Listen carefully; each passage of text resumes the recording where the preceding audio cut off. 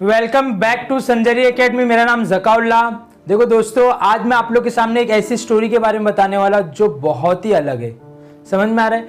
सबसे पहली चीज मैं आप लोग को ये बताना चाहता हूँ, ये स्टोरी अगर आप लोग सुनेंगे ना तो आप लोग का दिमाग एकदम हिलने वाला है। तो प्लीज वीडियो को आखिर तक जरूर सुने।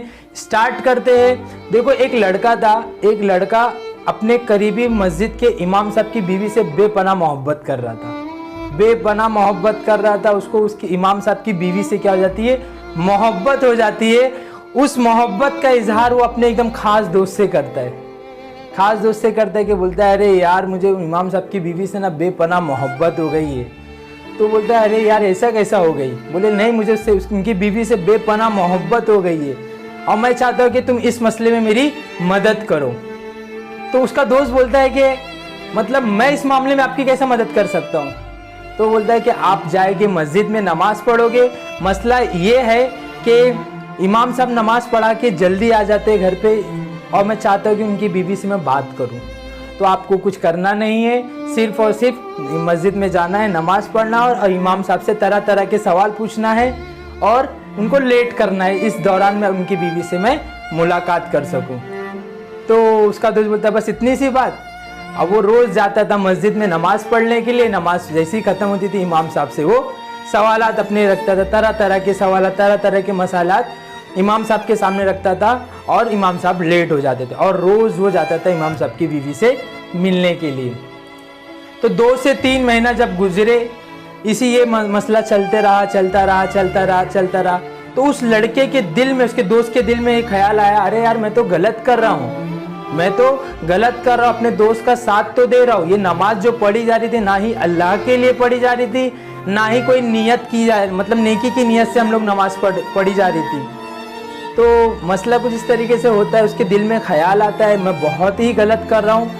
मैं इमाम साहब को, वो अपने दिल में सोच रहा था कि कल मैं जाऊँगा। वो रात भर सो नहीं पाया, मैं कल जाऊँगा, इमाम साहब से सारी बातें बता दूंगा, जो वो मुझे सजा देके मैं लब्बैक करूँगा। वो जाता है, दूसरे दिन इमाम साहब को सारी बात बताता है, पूरी बात बताता है, मैंने ऐसा किया, आप मुझे जो सजा देना चाहो दे सकते हो। इमाम साहब उसे जवाब में देते हैं, हजरत ना ही मेरी कोई बहन है, ना ही कोई मेरी बीवी, अब तक के मेरी तो शादी ही नहीं हुई है। वो लड़का परेशान हो गया, बोला क्या मसला है? मेरे दोस्त ने मुझे ऐसा कहा। तो वो एक दिन क्या करता है, नमाज पढ़ने नहीं जाता, अपने दोस्त के पीछे लग जाता, तहकीक करने के लिए जाता कहाँ पर है। तो जब वो देखता है, जब उसके दोस्त का पीछा करता है, तो वो जैसे ही नमाज के लिए वो निकलता है, मस्जिद को नहीं जाता है, वो रुक जाता है, वेट करता है।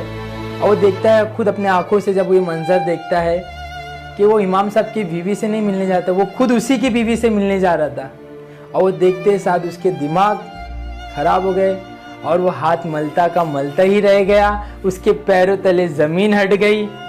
तो दोस्तों, आज के टाइम पे ये लाइफ में, ये ज़िंदगी में किसी के ऊपर भरोसा नहीं करना चाहिए, चाहे अपना सगा बाप क्यों ना हो।